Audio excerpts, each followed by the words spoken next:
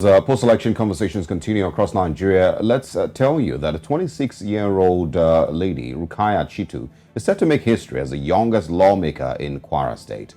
Rukayat, who is of the All Progressives Congress, won a seat to represent Owode, Onire constituency in Kwara State in Kwara State House of Assembly, and she joins us now to share her journey and what her plans are as a lawmaker. Thanks for joining us, Rukayat. Good morning.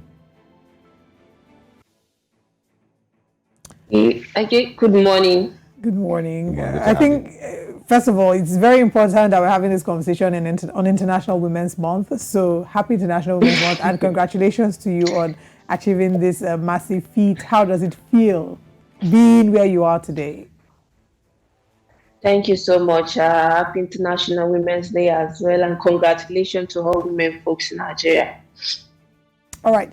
So how does it feel, being where you are as the youngest lawmaker right now in Nigeria, Lawmaker-Elect in Nigeria? I feel so good. I feel so privileged. I feel privileged and I feel opportuned. I've been saying this quite alright that in Owode constituency, I am not the best person. I'm not the only youth over there, and I'm not the only woman over there. There are thousands of people over there who are willing to achieve what I achieved today, but they gave it to me and they entrust everything to me. So all of these accolades we got so far, commendation so far, is not for me, but for the entire Owode constituency. All right. Tell us about what made you decide to run for office. Because, at your age, a lot of people, you know what the general narrative is for 26-year-old female in Nigeria. Mm-hmm. It's definitely not politics. So tell me tell us what, inspired you to run for office.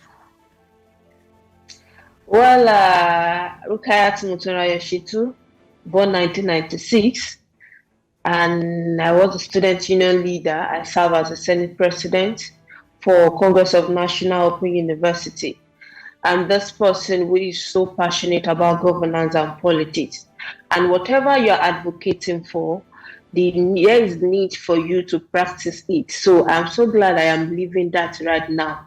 I happen to be a journalist, and basically what I focus on is about using media to promote women political participation and youth political participation. So it is not something I just wake up to.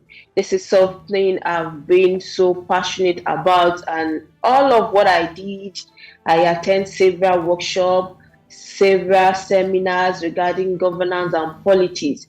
So the passion has been there for so long, not something I just woke up to. I know very well when I was still in the university, my dad used to give me money to purchase form to contest position. So this is not something I just woke up to one day. It is something I've been practicing. Even while I was in my primary school days, my secondary school days, I used to vie for class monitors, the class representative position. So today, I'm so glad I am living what I'm advocating for. All right.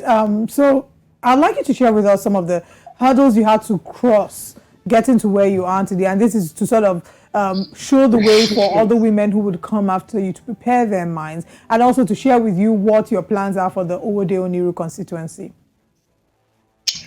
It wasn't a smooth journey, I must say.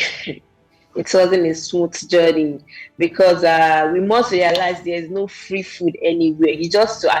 We all need to accept responsibility as responsibility for greatness. At first, when I got the form, I contested and I emerged as the winner for the primary election in May.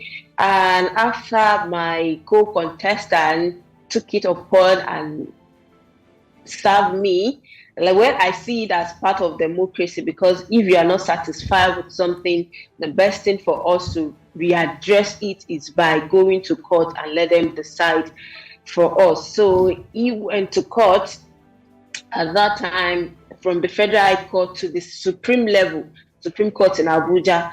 So And I'm so glad it wasn't a smooth one. It was very rough, full of up and down. But I must say that it is very, very interesting because having ticket, a 26-year-old having ticket, it is not something that is very common. It is very rare. So what I am having the ticket is rare for me, and is not something that is very common in our society. So I should expect such obstacles and challenges. So some people will feel like she's too young to do to hold that position. But the executive governor of Kwara State, I must commend him for what he has done regarding youth participation in governance. He has made it easy for us in Kwara State. And let me talk about what I have for my constituency.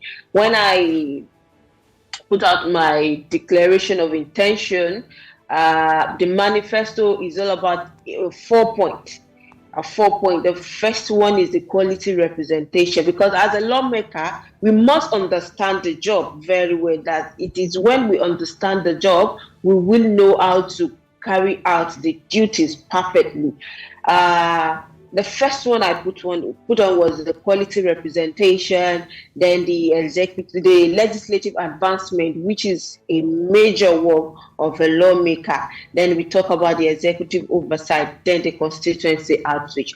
And on that constituency outreach, whatever I will be doing in the office will base on need assessment. Already before the election, I have the details of every villages in my constituency.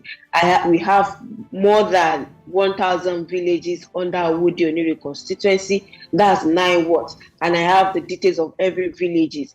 Doing this, so after the election, my first thing I will be doing is a comprehensive. Yes, I'm doing it before, but I want it to be comprehensive at this time.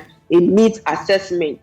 I won't go there and just decide for them what they need. They will be the one to decide on what they need.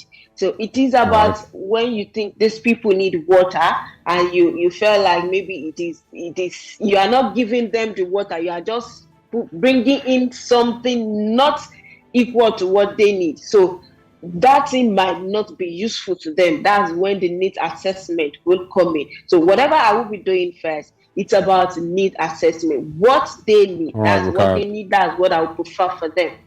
All right. Thank you. It's going to be a very interesting run for you, and of course, you've made history. There's so much more that, of course, will happen in the next 4 years. As you, of course, hold that position, and we wish you the absolute best. And of course, and the people of Owode Onire. Did I pronounce it right?